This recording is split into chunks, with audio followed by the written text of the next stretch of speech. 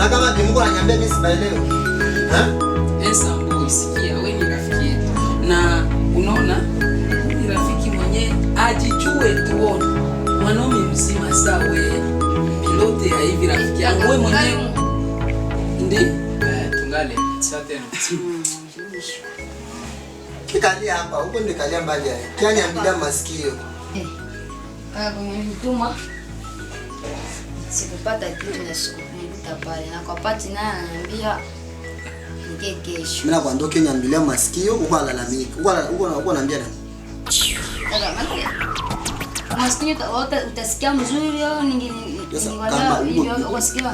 Wa Kilongo pardo wa Kilongo. Nini? Bibi hadi kwa mwala lakini.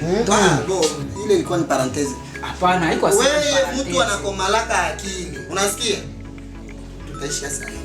Tunauzisha ile kama. Ni fake. Ensam. Nende hivyo. Uko unalalamika wewe. Ensam.